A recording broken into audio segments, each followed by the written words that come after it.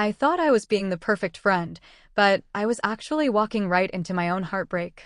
My husband and I had been a team for 18 years.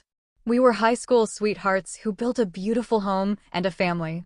Because he traveled constantly for his career, trust wasn't just a choice, it was our entire foundation. I never doubted him for a second. Then there was my best friend. We had been inseparable since we were 11 years old. Even after she moved a few hours away, nothing changed. We were soul sisters.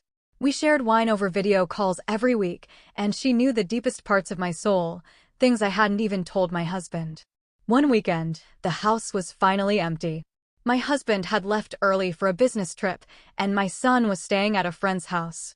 I was looking forward to the peace and quiet, but by Saturday afternoon, the silence felt heavy.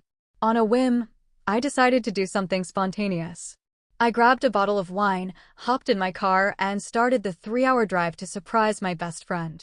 I spent the entire trip smiling, practicing the look on my face when she opened the door.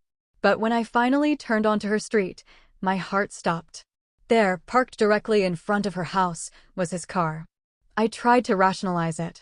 I told myself it was a coincidence or a similar model. But as I pulled up, I saw the license plate.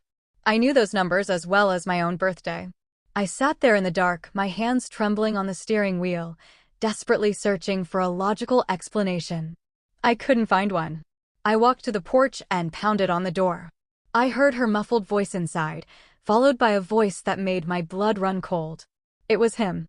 When she looked through the glass and saw me, her face didn't show joy. It showed the pure, gut-wrenching terror of a person who had finally run out of lies. She opened the door, and there he was standing in her living room, looking far too at home. He tried to spin a story immediately. He claimed he was there to plan a surprise party for me. But the room told a different story. I saw the flickering candles on the table. I saw the 2 half-empty wine glasses. I saw the blanket tossed across the sofa. The truth didn't come out all at once, but when it did, it shattered me. They hadn't just made a mistake. They had been in a committed, secret relationship for 4 years.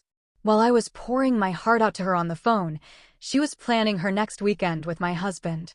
In one single night, I didn't just lose my marriage, I lost the person I thought was my sister.